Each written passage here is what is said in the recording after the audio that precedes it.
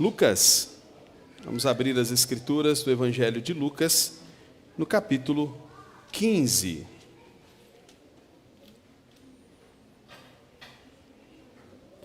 Nós vamos ler do versículo 11 em diante até o final do capítulo 15.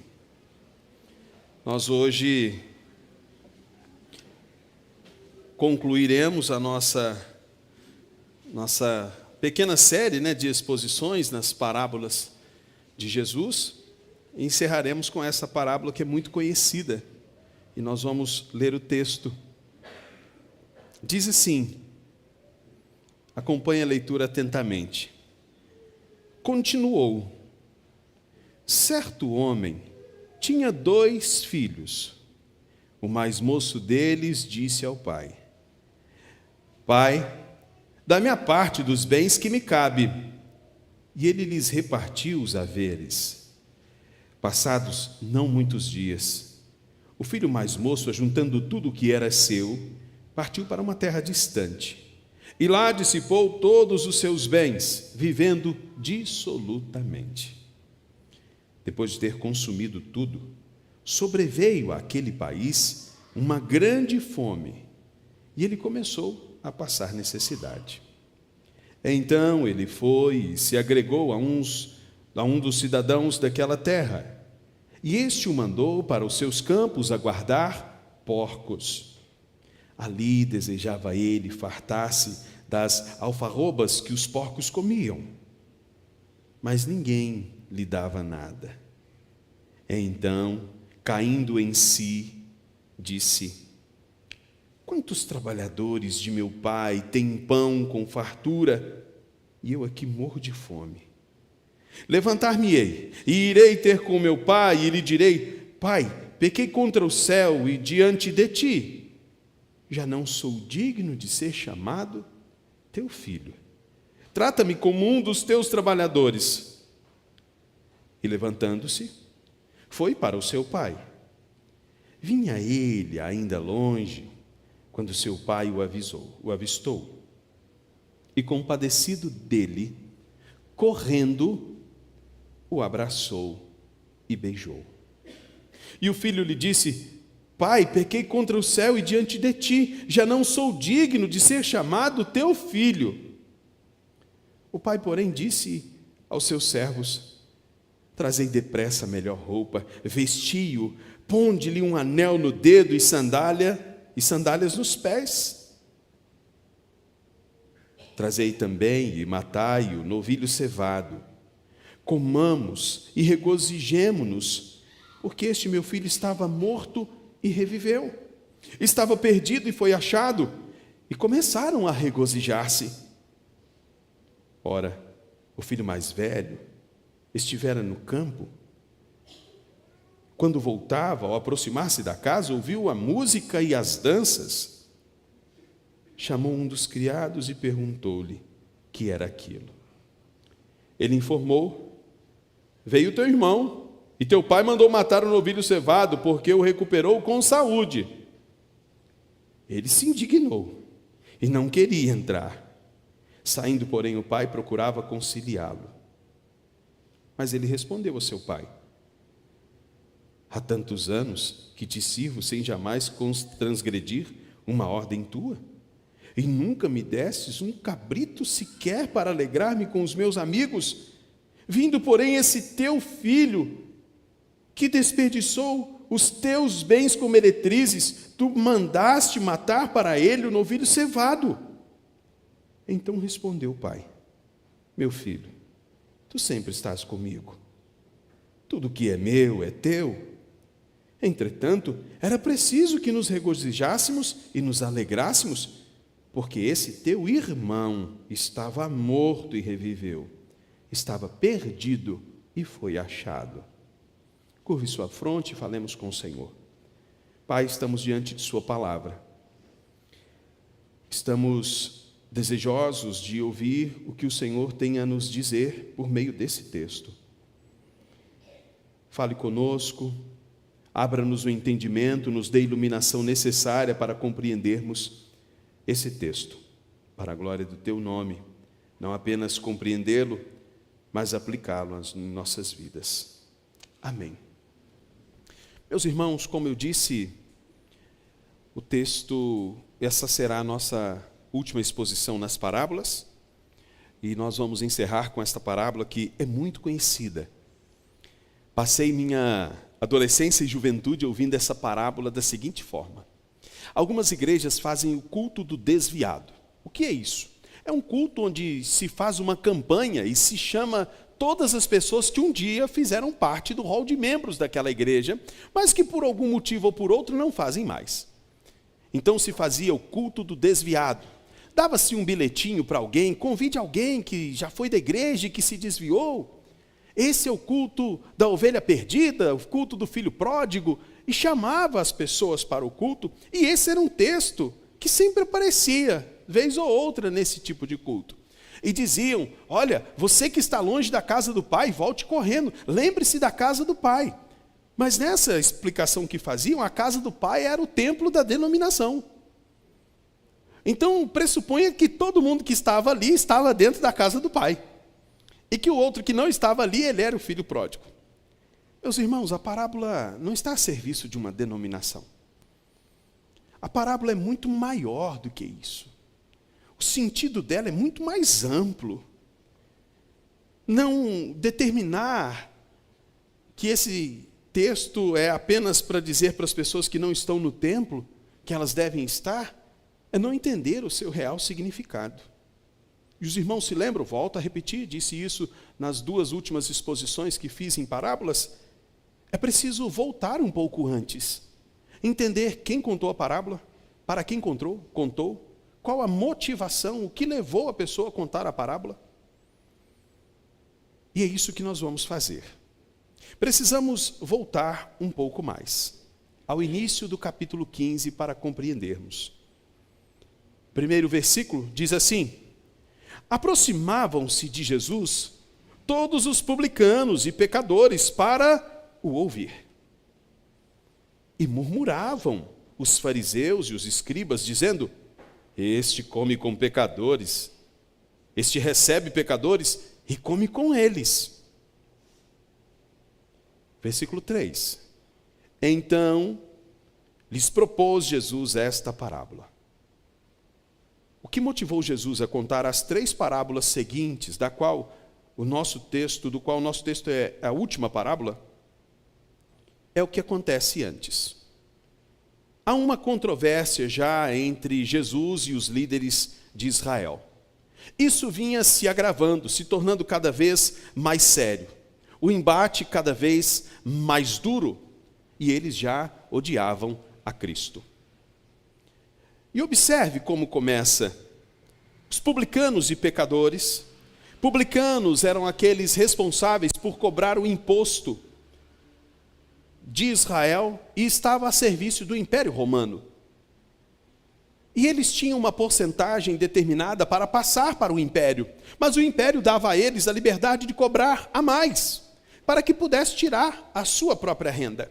Mas os irmãos se lembram que Zaqueu ele era o líder, ele era o chefe responsável por alguns pontos de coleta de impostos. E quando Cristo entra em sua casa, na casa de um publicano, ele diz o seguinte: a quem eu defraudei 4 vezes mais, eu vou restituir.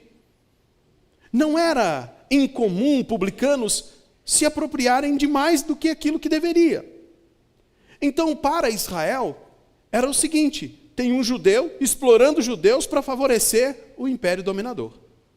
Eles eram rejeitados, porque, de certa forma, no caso de Zaqueu, estava também roubando, quebrando mandamentos. Eles eram rejeitados.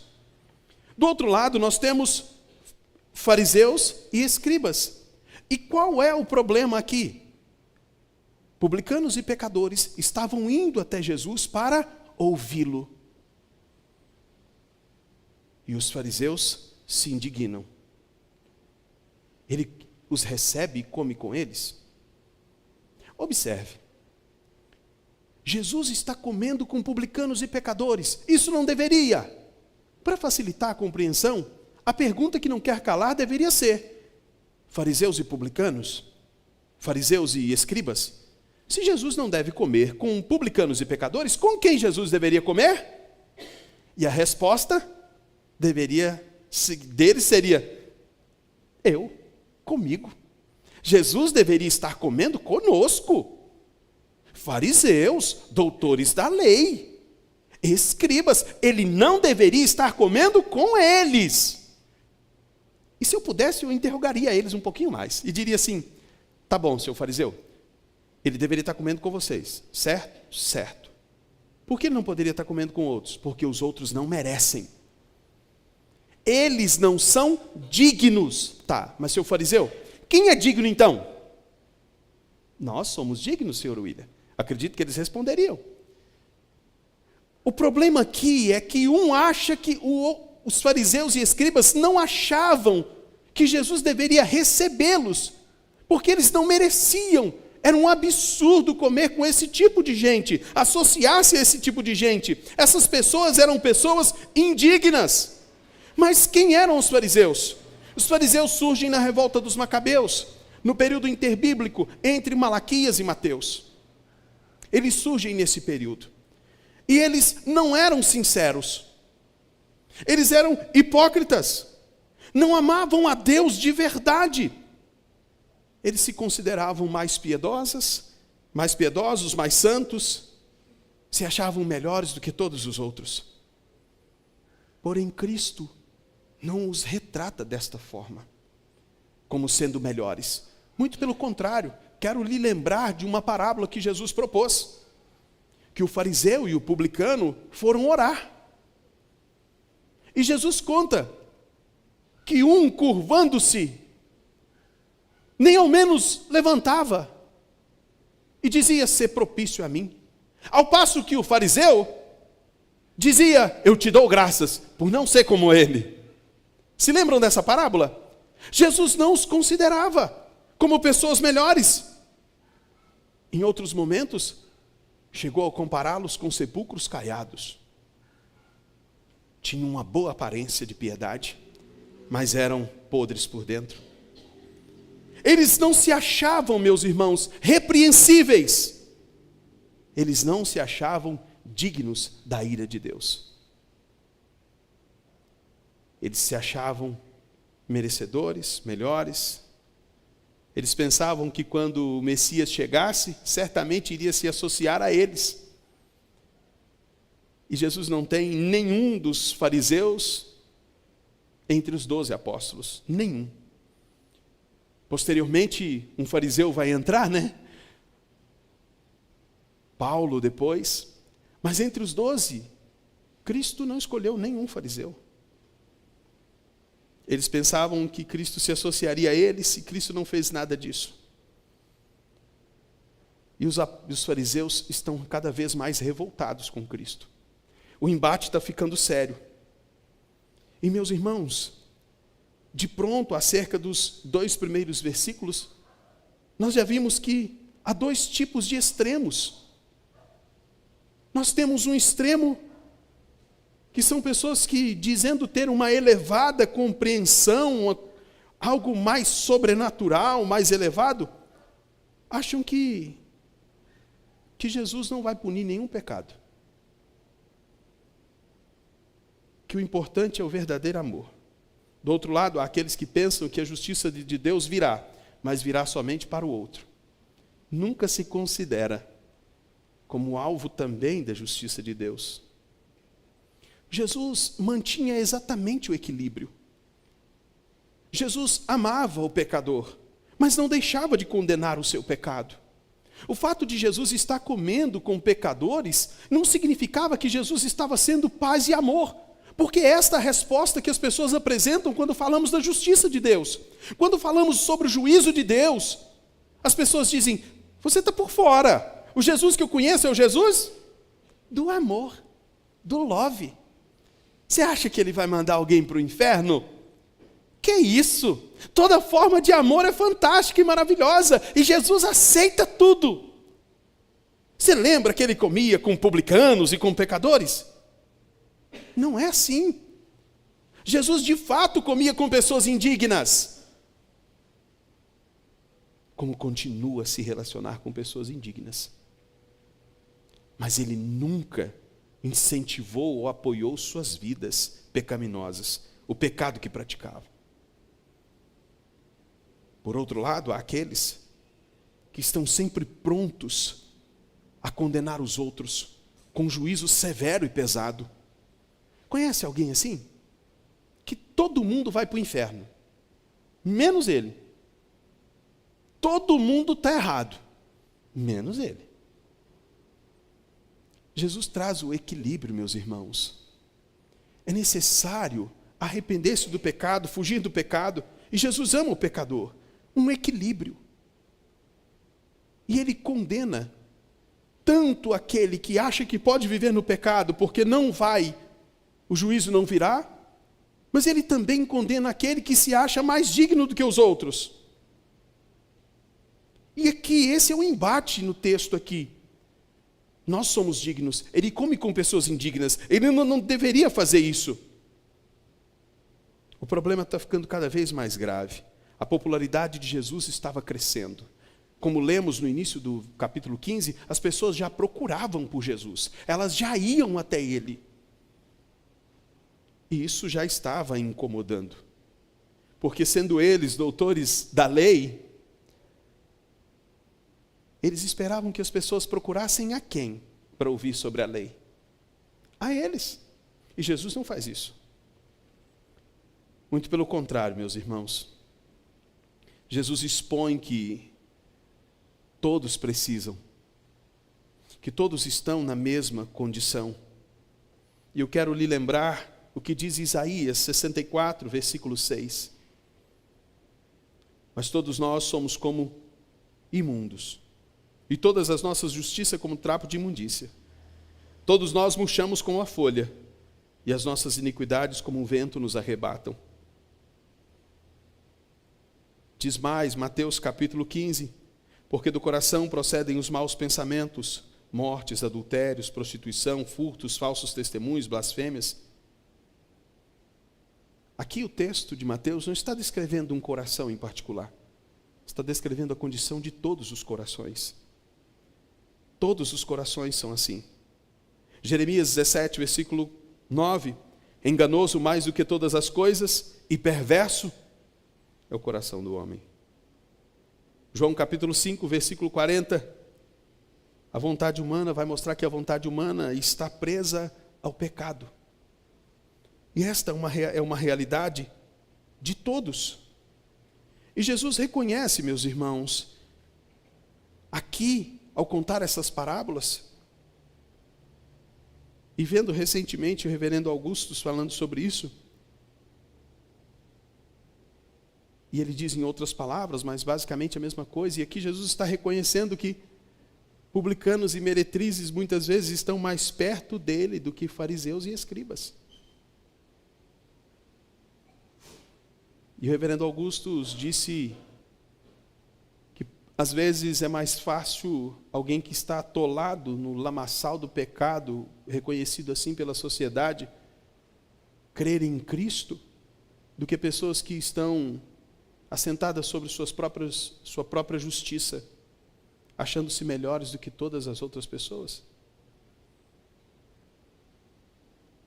Meus irmãos, a primeira parábola que Jesus conta e o ensino é o mesmo, para instruí-los, para combatê-los, é a parábola da ovelha perdida. Uma ovelha que não pode voltar sozinha. Ela precisou ser resgatada, ser buscada. Ela foi embora e não podia encontrar o caminho. Todos nós nos desviamos e estamos desgarrados. Esta ovelha não é uma pessoa, esta ovelha somos todos nós. A segunda parábola que ele vai contar é da dracma perdida. Uma dracma que igualmente não pode encontrar o próprio caminho, precisa ser encontrada. Ela precisa ser achada. E o filho pródigo, ele tomou o caminho de volta, mas não poderia ser recebido como filho novamente. Ele não tinha dignidade suficiente. Precisava de um grande favor. E esta, meus irmãos, esta parábola, Jesus conta dizendo que certo homem tinha 2 filhos. O mais moço deles disse ao pai: dai a parte que me cabe. E eu quero que você preste bastante atenção na audiência de Jesus. Quem está ouvindo essa parábola, você se lembra? Fariseus estão ouvindo essa parábola. Escribas, é por causa disso que Jesus lhes propôs. Porque eles murmuravam. E Jesus lhes propôs essas parábolas. Então, conhecedor da lei, o fariseu, ao ouvir esta parábola, começa a se indignar logo no início. Continuou: certo homem tinha 2 filhos. O mais novo deles disse ao pai: dai a parte que me cabe. Como assim? Segundo Deuteronômio, capítulo 21, versículo 17, meus irmãos, 1/3 da herança paterna, quando o pai morria, ficava para o filho mais novo. 2/3 ficava para o filho mais velho. Quem tinha mais direito entre o mais novo e o mais velho? O mais velho. Propositalmente, Jesus começa pelo que tem menos direito ainda. O pai estava vivo, ele não estava morto. Nenhum dos 2 teria direito ali ainda. Mas dentre aqueles que futuramente teria direito, o mais novo era o que menos teria. Imagine o doutor da lei conhecendo isso. Está errado uma vez? Está errado 2 vezes, porque o mais novo está exigindo alguma coisa. Meus irmãos, e ele começa mostrando que o mais novo chega e se aproxima e diz: dai-me. Ele não pede, ele não está pedindo, por favor, me ajude. Ele reivindica um direito que ele não tem agora. Dai a parte que me cabe. E se ele teria direito à herança após a morte do pai, e pedir a herança com o pai vivo, ele estava automaticamente dizendo: eu não vou esperar o senhor morrer, não. Eu não vou lhe esperar morrer. A impaciência. Ele não podia esperar, ao menos pela morte do pai. Queria herança a qualquer custo. Ele não se preocupou. Mas note, quem tem a propriedade tem a autonomia. Amém, gente? Quem tem a propriedade tem a autonomia. O que o jovem queria? Autonomia. Queria ter autonomia para ir para onde quisesse. Fazer o que bem entendesse da sua vida. Basicamente, é quando o filho da gente, e atenção, senhores adolescentes, é quando o filho da gente diz assim: estou torcendo para completar 18 anos. E aí a vida vai ficar boa, tudo vai ficar melhor. Mas sem autonomia, meu querido adolescente e jovem, não adianta fazer 18 anos. A autonomia não vem com 18. Quando a gente faz 18, não cai na conta da gente uma autonomia boa, para a gente dizer: papai, mamãe, não preciso mais de vocês. Não. Ele queria ter a autonomia que o pai tinha. E ele não pode nem ao menos esperar. Ele não se preocupa se o pai vai ter uma queda na sua qualidade de vida. Afinal de contas, 1/3 da propriedade ele perderia. Ele não se preocupou: mas eu vou tirar do meu pai. Ele vai perder essa propriedade. Ele não está nem aí. E isso é extremamente escandaloso para nós hoje. Se alguém, ou se um irmão seu, pedir para o seu pai a herança dele em vida, falar assim: pai, você só tem um carro, vende esse carro e me dá minha parte da herança. Você, como outro filho, vai dizer assim: não faça isso. O pai precisa de um carro, a mãe precisa de um carro. É natural se indignar. Imagine os fariseus sabendo o peso que tinha na lei o filho honrar o pai. E que a desonra pública do pai poderia custar, inclusive, a vida do filho. Porque o pai desonrado publicamente, o filho provavelmente seria apedrejado em alguns casos, a depender da ofensa. Imagine essa cena, os fariseus escutando o filho mais novo, fazendo essa afronta com o pai. Ele exige a parte que lhe cabe. E Provérbios capítulo 20, versículo 21 diz o seguinte: a posse requerida fora do seu tempo não será abençoada. Quando é o tempo de exigir a herança? Depois da morte dos pais. Requerer a herança fora do tempo não é bênção. E os fariseus sabiam disso. Mas o que nos surpreende, meus irmãos, é que o pai não discute com o filho. Ele reparte os haveres. Passados não muitos dias, o filho mais moço, ajuntando tudo que era seu, porque o pai lhe deu, partiu para uma terra distante. Ele pede os haveres.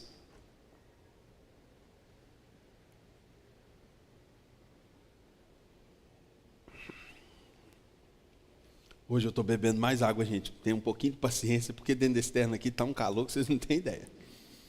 Se aí embaixo vocês estão sentindo calor, aqui é Rio, 40 graus, né, pastor Vitor? Vamos lá. O que é interessante, que ele pede a herança, porque ele não tem paciência nem de esperar o pai morrer. Ele não pode esperar. A presença do pai era menos importante do que ter a propriedade.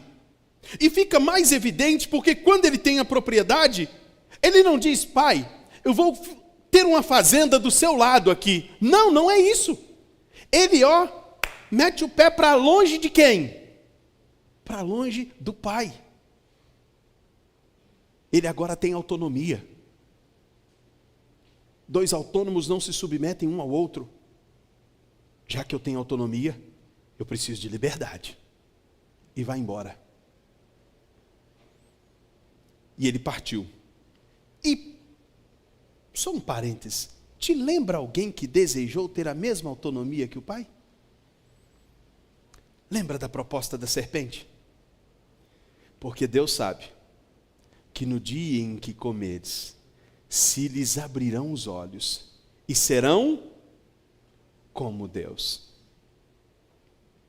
Num é a herança, no outro é o fruto. O fruto era a porta para ter aquilo que Deus tinha, a autonomia.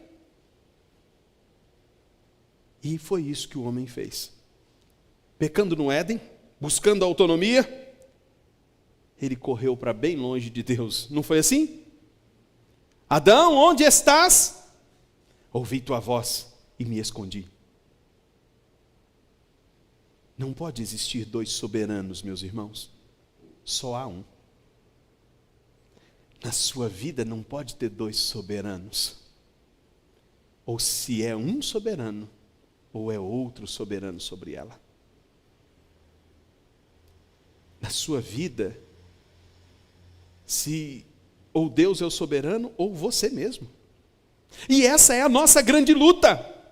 Nos submeter ao soberano. Nós queremos ser os donos da nossa própria vida. Aí o que fazemos? Vamos para bem longe de Deus. Afinal de contas, somos o dono da nossa própria vida. Ninguém me manda, ninguém me condena, eu faço o que eu quero, eu sigo o meu coração. E o que encontramos nesse sentimento? Vemos a seguir. A princípio encontramos aplausos, isso, se liberte da religião, se liberte de Deus, isso é tolice, essas coisas te impedem de ser feliz. Mas o que acontece logo em seguida? Nossa autonomia é ilusória. Achamos que podemos nós mesmos mandar em nossas próprias vidas. Eu dou meu jeito, eu resolvo tudo. E logo todo mundo vai embora. E o aplauso cessa. E a luz do palco se apaga. E somos convidados a descer do palco e viver a realidade. Agora a realidade da solidão. Foi isso que aconteceu com ele. Ele foi embora e torrou todos os seus haveres. A ponto de não ter o que comer. E imagine a audiência de Jesus. Lembra da audiência de Jesus? Se achavam mais dignos do que os outros? Eu, com a minha mente muito fértil, fico imaginando que eles deviam estar assim, bem feito. É isso mesmo. É o juízo de Deus.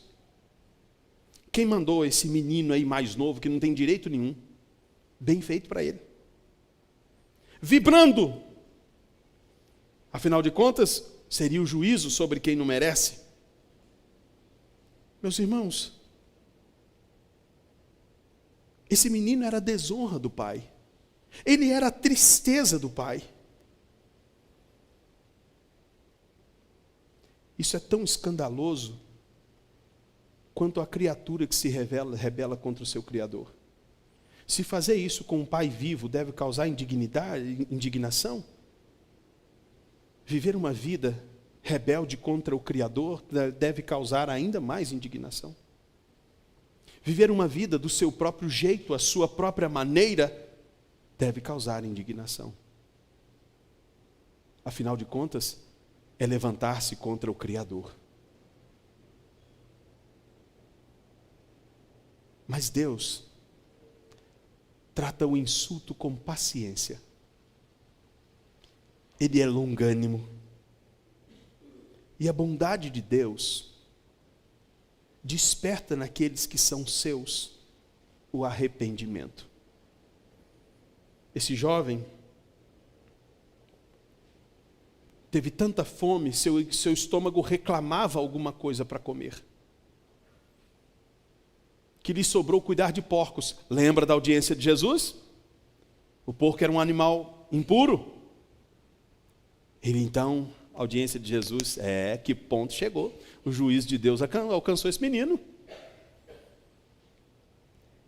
Mas a bondade do pai, a forma como o pai tratava os que estavam debaixo de sua autoridade, como o pai tratava os empregados, como o pai tratava os filhos, fez com que ele se lembrasse disso.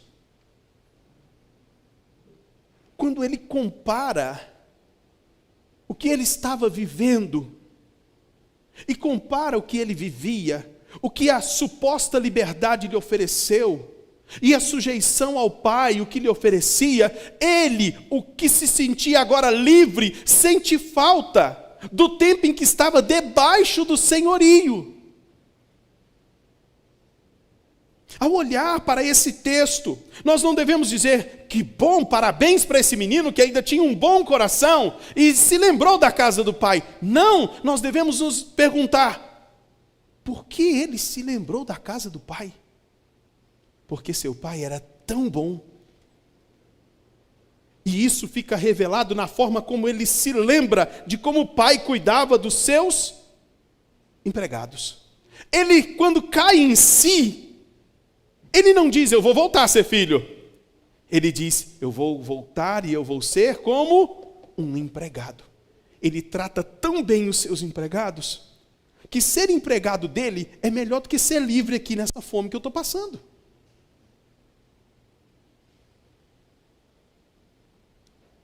Nenhuma liberdade que o mundo nos promete, ou nenhuma liberdade que a serpente nos prometeu, compensou.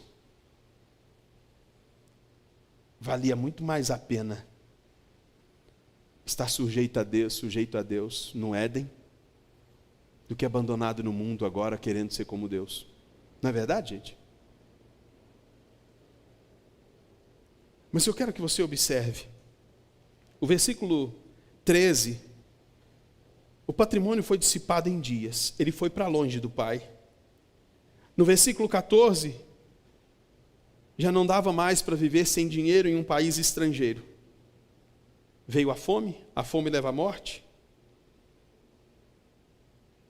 E como a audiência de Jesus deve ter se comportado?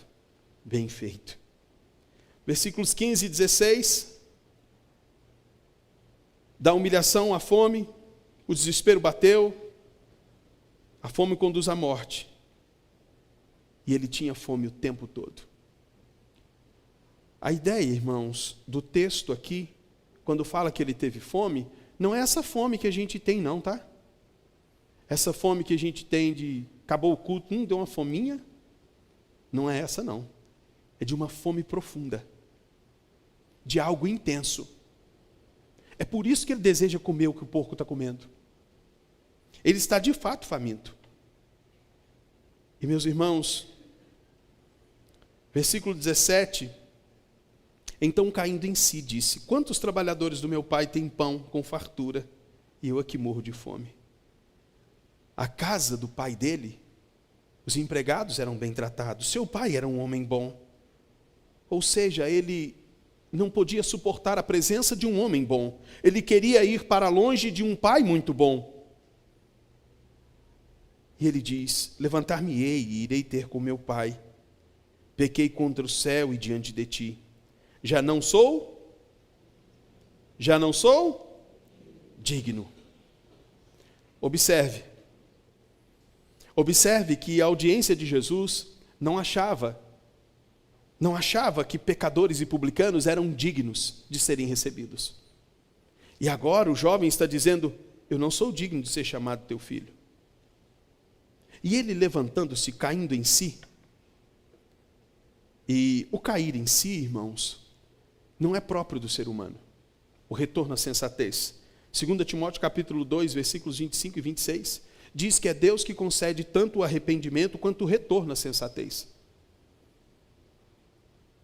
Ele caiu em si por causa do pai. Por aquilo que o pai era, por aquilo que a casa era, pela forma como o pai tratava os seus trabalhadores. E levantando-se, ele foi para fora. Ele foi para encontrar com seu pai, versículo 20, tá? Ele foi encontrar com ele. Vinha ele ainda ao longe quando o pai o avistou. Tem uma música do Estênio Marcos que diz o seguinte: fim de tarde no portão, a cabeça branca ao relento, vê de longe um vulto conhecido. É uma música muito linda, depois você procura. Fim de tarde, Estênio Marcos. Eu gosto muito dessa música. O pai o viu ao longe, o pai o avistou. O pai então estava vendo o caminho. E ele o avistou. E observe a expressão: compadecido-se dele.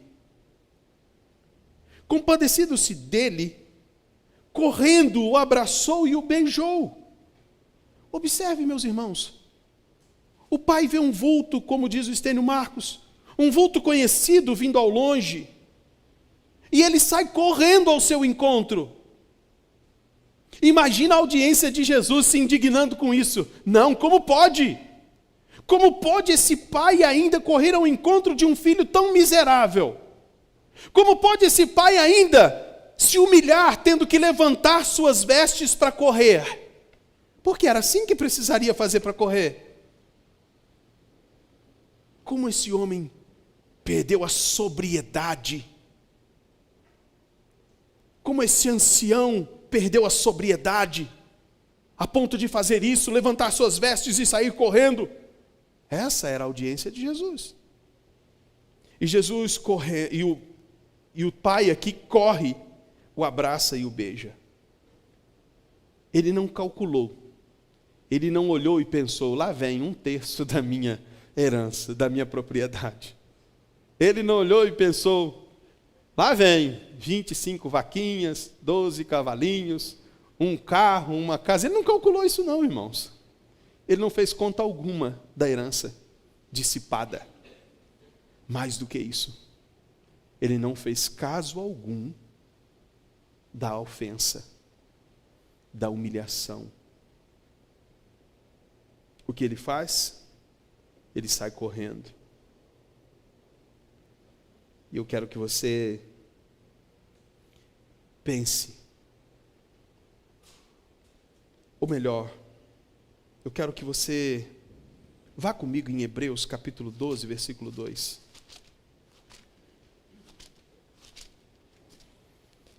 Hebreus 12, versículo 2.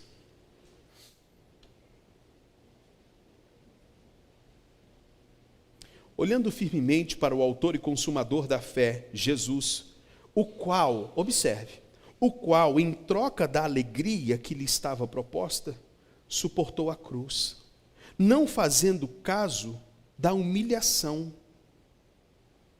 O que é isso?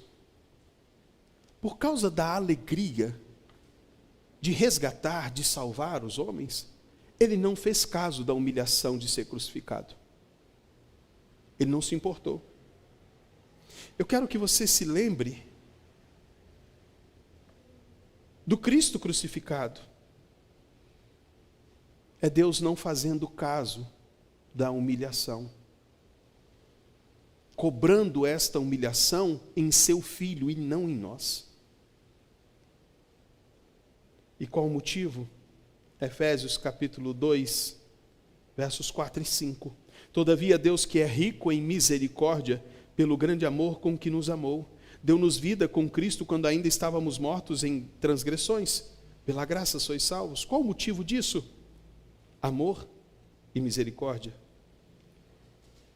Romanos 5, versículo 8. Mas Deus demonstra seu amor por nós. Cristo morreu em nosso favor quando ainda éramos pecadores. Gálatas 2, versículo 20. A vida que agora vivo no corpo, vivo-a na fé no Filho de Deus, que me amou e se entregou por mim. Por fim, 1 João capítulo 4, os versículos 9 a 11, foi assim que Deus manifestou o seu amor entre nós, enviou o seu Filho unigênito ao mundo para que pudéssemos viver por meio dele. Nisto consiste o amor, não em que tenhamos amado a Deus, mas em que ele nos amou e enviou o seu Filho como propiciação pelos nossos pecados. Amados, visto que Deus assim nos amou, nós também devemos amar uns aos outros. Ele não fez caso da humilhação. Ele não cobrou a dívida. Ele não calculou. E ele não merecia nenhum favor desse do Pai. Avancemos, versículo 21. E o filho disse: Pai, pequei contra o céu e diante de ti, já não sou digno de ser chamado teu filho. O pai, porém, disse aos teus servos: trazei depressa a melhor roupa, vista-o, põe-lhe um anel no dedo e sandálias nos pés.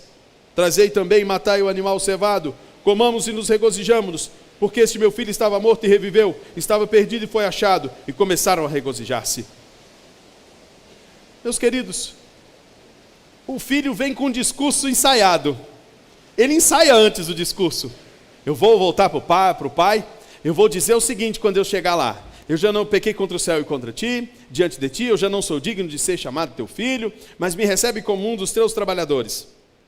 E quando ele encontra com o pai lhe abraça e lhe beija. E ele faz a proposta. E o que o pai responde acerca de sua proposta? Não há resposta. Pai, olha, eu tenho um negócio a te dizer, pequei contra o céu. E o pai vira para o servo e diz: traga a roupa, traga o anel. Ele não manda, ele não responde a ele: olha, vou te receber como um trabalhador, traga roupas e põe o anel, você continua sendo filho. Eu não te recebo como um dos meus trabalhadores, eu te recebo como meu filho. Eu te recebo como meu filho. Essa sua proposta não tem validade nenhuma para mim. Eu não aceito sua proposta, porque eu tenho uma resposta muito melhor para o que você fez. E a resposta é que eu te recebo como filho.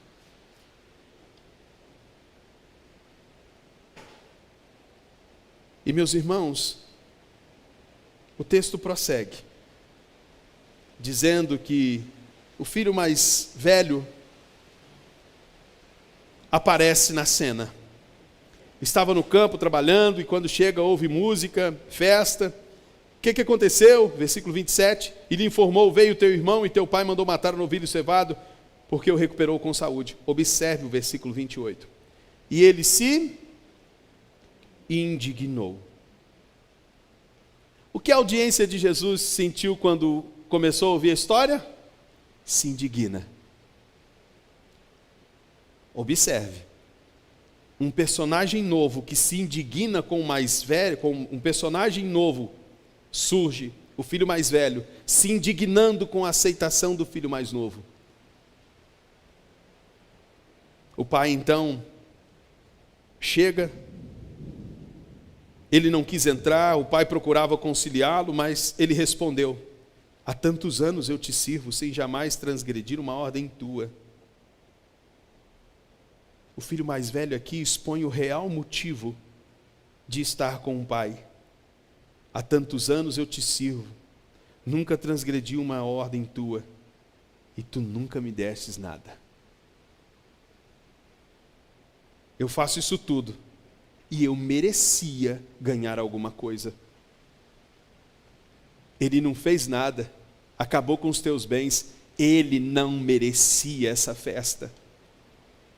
Ele fez tudo de ruim, ele não merece essa festa toda. Se tem alguém que merece aqui, sou eu. E observe, Jesus é preciso. Eu nunca transgredi uma ordem tua. Filho mais novo, filho mais velho. Filho mais novo e indigno é recebido. Filho mais velho se indigna e diz: ele não merece. Volte para os versículos iniciais do capítulo 15. Pecadores e publicanos, fariseus e escribas.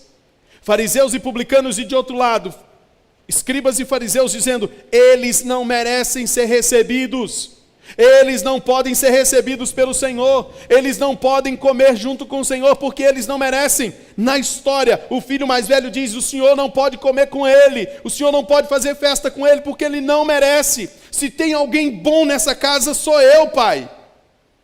Não era isso que os fariseus estavam dizendo acerca dos escribas, dos publicanos e pecadores? Um se acha merecedor mais do que o outro. Vindo, porém, esse teu filho, que desperdiçou os teus bens com meretrizes, tu mandastes matar para ele o novilho. Tu sempre estás comigo, tudo que eu tenho é teu. O pai responde, e meus irmãos, a indignação não era apenas de fariseus e de escribas. A indignação tomou conta dos judeus quando os gentios foram recebidos. É certo que os judeus estavam bem perto, tinham a lei, a circuncisão, a Páscoa, as festas, mas estava bem longe porque achava que merecia. Quando foi então que nós fomos embora, que casa do Pai é essa? Nós fomos embora todos no Éden. Só que alguns ainda acham que porque tem a lei, tem algumas coisas, continuam perto do Pai. E o texto mostra exatamente isso.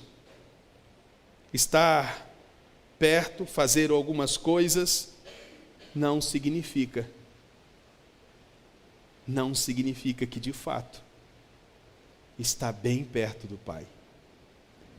Porque note a diferença do filho mais velho para o filho mais velho para o pai. Se ele estivesse tão perto do pai, ele seria parecido com o pai, certo, gente?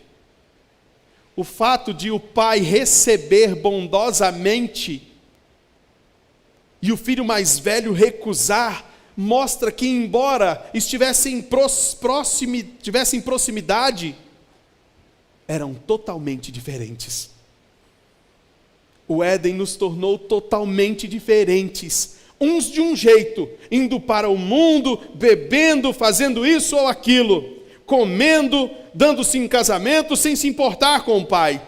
Outros pensam que porque nasceram na igreja presbiteriana desde pequenininhos, porque tem a ceia, o batismo, porque tem a boa teologia, acham que são mais merecedores do que os outros, e estão também equivocados.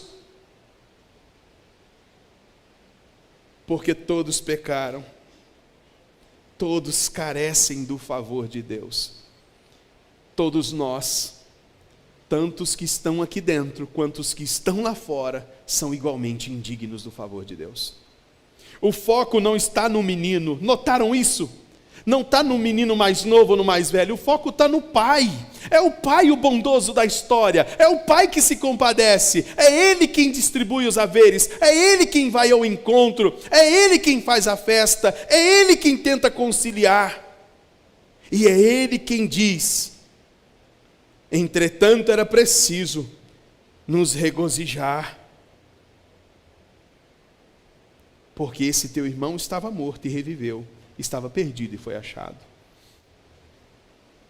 Meus irmãos, para concluirmos, o texto está nos falando de um pai que se compadece de pessoas indignas, como publicanos e pecadores. Mas o texto expõe também a hipocrisia daqueles que, se dizendo piedosos, não conseguem se alegrar com a salvação do perdido.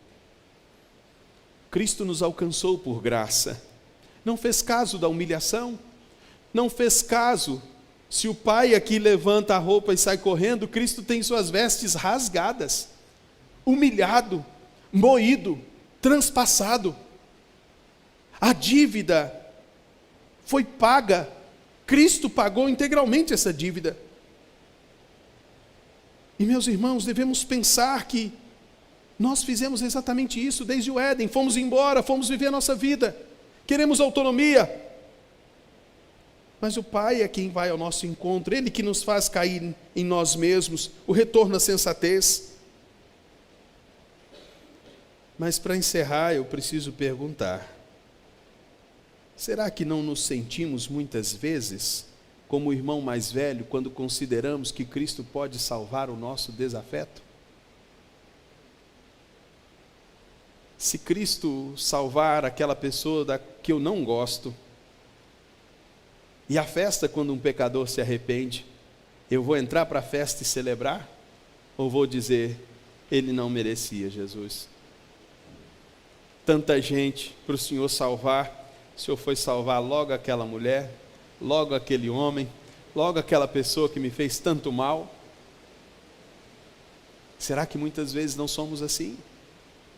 Olha quem o Senhor foi salvar, ele não merece, mas nenhum de nós merecemos o favor de Deus. Quem é você nessa noite? Aquele que cai em si, que reconhece suas misérias, que se sente indigno, ou que por estar na igreja há tantos anos, acha que é melhor do que todo mundo, ou melhor do que alguns. O Pai continua a receber os seus filhos. E eu torço para que você que ainda não crê em Cristo, que ainda não entregou sua vida para o Senhor Jesus, seja recebido de braços abertos pelo Pai nessa noite. Curve sua cabeça, falemos com o Senhor em oração. Deus, o Senhor é bondoso, cheio de graça e de misericórdia. Nossos pecados nos afastaram de Ti, arrogantemente nos levantamos contra o Senhor e fomos para muito longe. Transgredimos os Seus mandamentos, humilhamos, fomos afrontosos, desrespeitosos, mas o Senhor veio até nós.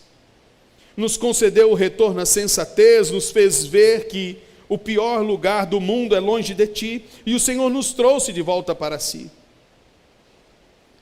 O Senhor veio ao nosso encontro, nos recebeu e não aceitou ao menos a proposta de sermos Teus escravos. O Senhor nos transformou em Seus filhos e não merecemos isso.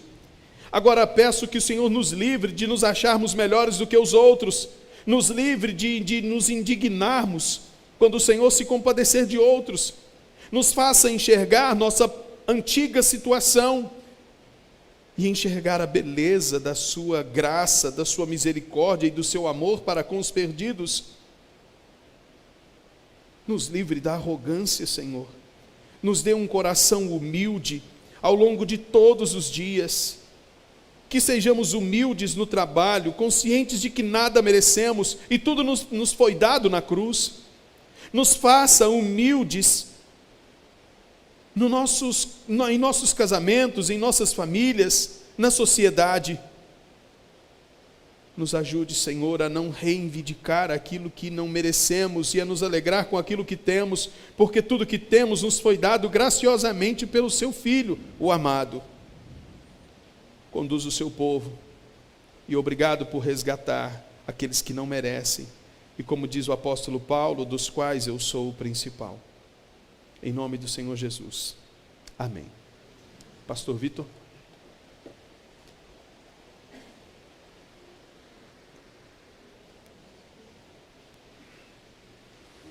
Eu ia aproveitar e pregar até 9 horas hoje, já que está chovendo.